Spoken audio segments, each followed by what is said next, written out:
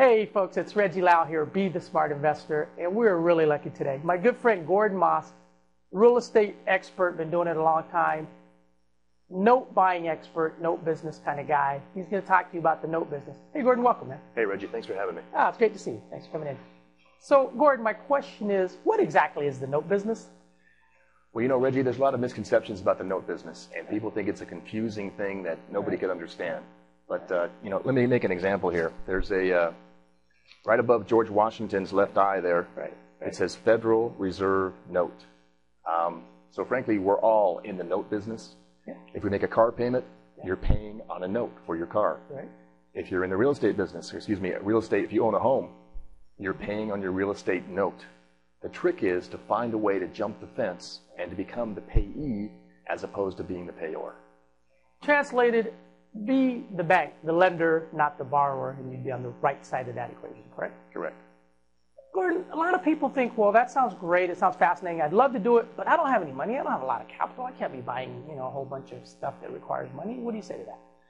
You know, I tell people who are new to this business, I say, make small bets getting in.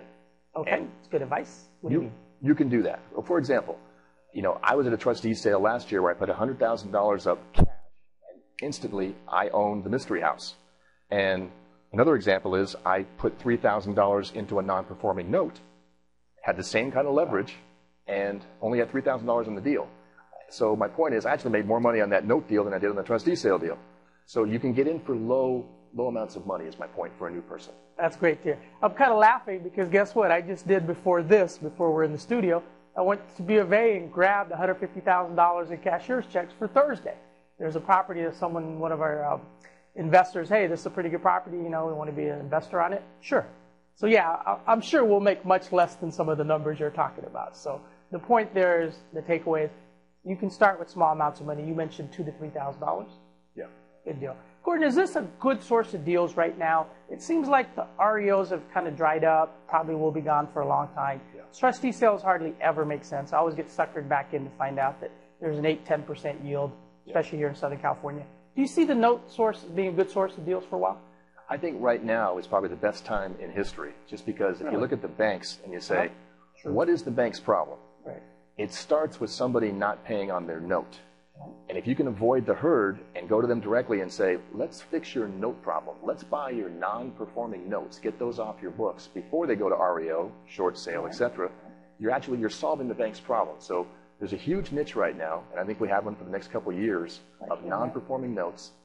I think it's a great way to solve the bank's problem. Absolutely. And as always, in business, in America or anywhere in the world, if you can solve a problem for someone, they'll probably pay you for that, correct? You'll be rewarded financially, right? Yes. If you can figure it out, someone's going to do a discount, get the cash now, and you get rewarded for solving the intricacies. Gordon, there's a couple different ways in the note business to make money, correct? Yes. Can you go over a couple different ways how we can make money today in the note business? Yeah, it's a great question. Let me cover a couple exit strategies. Sure.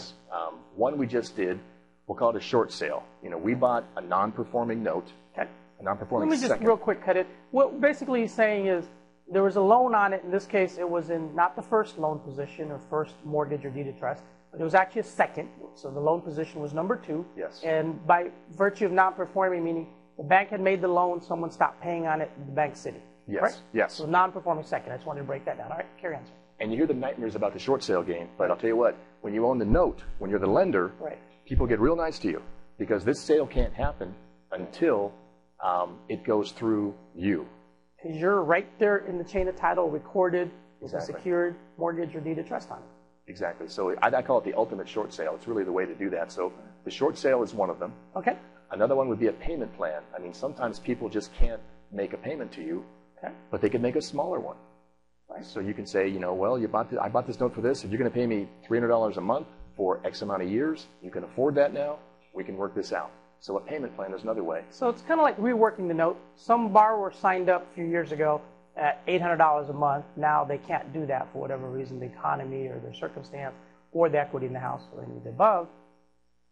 But maybe they can pay $300 and stay in the house. Exactly. Is that kind of what we're saying? Exactly. You can make money and also help people, which is nice. I love hearing that. And then the third piece, I mean, for example, is a guy who actually They fell down a couple of years ago. They had a problem. They stopped paying. But guess what? Things have changed. They can make money now. Or excuse me, they've got money to pay the note off. So you can sell the note at a discount to them, say $100,000 note for $70,000 cash to you. So you can also cash out of these things. So to a civilian, if somebody's able to get a 30% discount on their unpaid balance, probably a little bit more, because if the face of the note is $100,000, their unpaid balance is probably $120,000, $130,000. Exactly. And if you're willing to say, hey, if you can somehow come up with $70,000 today, be it from a retirement account, a relative, borrow it, whatever, we'll make the loan go away, right? Paid in full. Exactly. And that happens even today. Amazing. And you would have bought that note way back at that 70 grand, obviously. Yes. Probably 10, 12 grand maybe? Yep. Is that a good yield? 10,000, 12,000 out, 3-4 months later, 70 back? Good enough. Good enough, huh? Awesome. We got a lot more coming. Stick around for part 2. Gordon's going to be here. He's going to actually give you 3 real-life examples right now, here, what he did and how he made money. So stick around.